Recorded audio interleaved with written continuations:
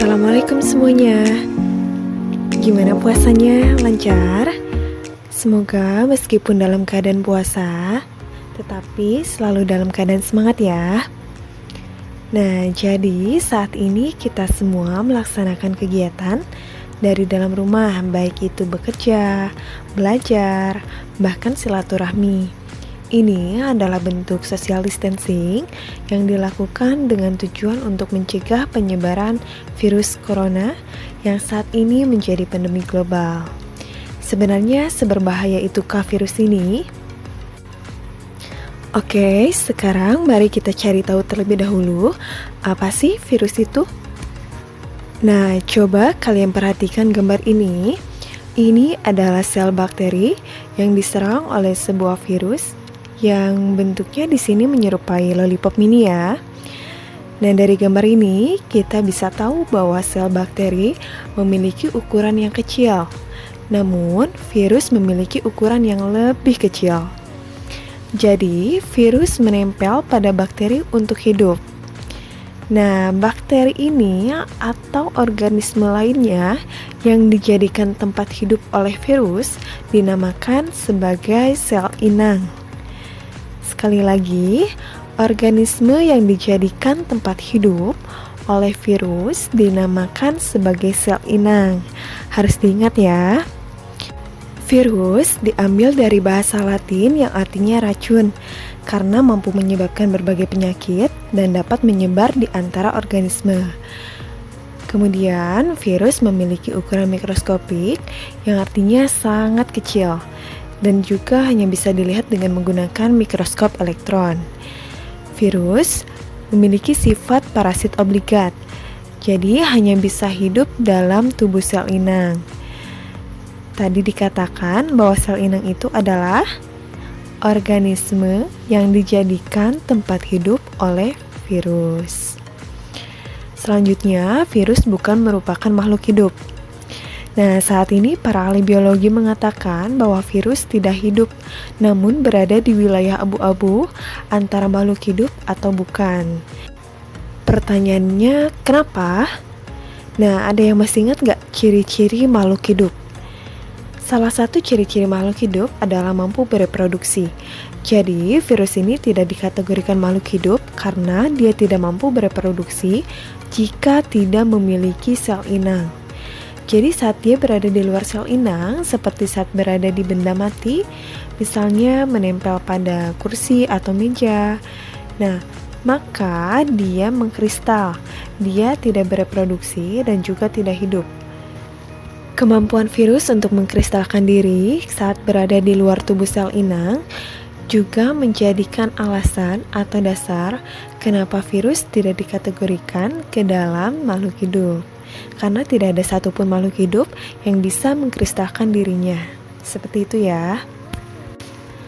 Saat ini kita menghadapi virus yang dikenal dengan nama novel coronavirus, namun sudah berganti nama menjadi SARS-CoV-2 oleh Komite Internasional Taksonomi Virus. Virus terdiri dari banyak jenis dan kelompok berdasarkan organisme yang diserang ataupun berdasarkan strukturnya. Nah, SARS-CoV-2 merupakan salah satu kelompok virus yang memiliki bentuk seperti pada gambar berikut. Nama corona sendiri diambil dari kata crown yang artinya mahkota atau karangan bunga sesuai dengan bentuknya yang menyerupai karangan bunga. Kelompok virus ini biasanya menyerang hewan dan manusia. Pada manusia menyebabkan penyakit pada sistem pencernaan atau sistem pernafasan. Selanjutnya, bagaimana mekanisme SARS-CoV-2 dalam menginfeksi manusia? Yang pertama adalah penularan. Penularan dapat terjadi secara langsung ataupun tidak langsung. Penularan yang terjadi secara langsung ketika percikan batuk atau bersin dari seseorang yang terinfeksi terhirup langsung oleh orang yang berada di sekitarnya.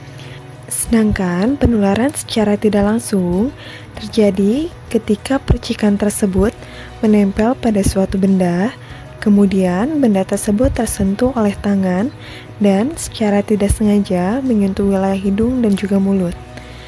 Masih ingat bahwa virus jika berada di luar inang akan mengkristalkan diri.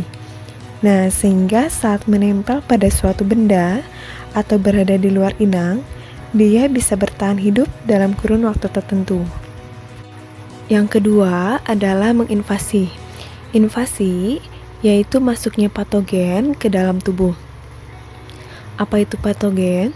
Patogen merupakan organisme yang menyebabkan penyakit seperti virus, kuman, dan lain sebagainya. Yang ketiga, replikasi, yakni bereproduksi atau memperbanyak diri. Nah, jawaban dari pertanyaan seberapa bahayanya virus ada di sini ya.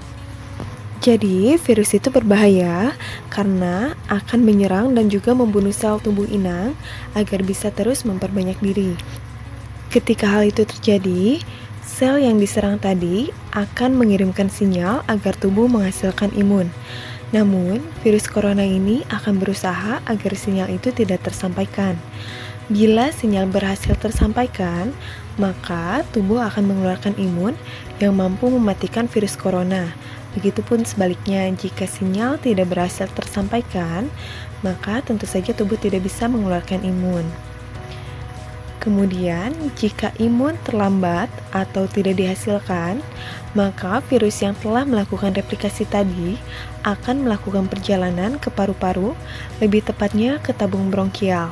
Di mana letaknya? Nah, silahkan dilihat gambarnya.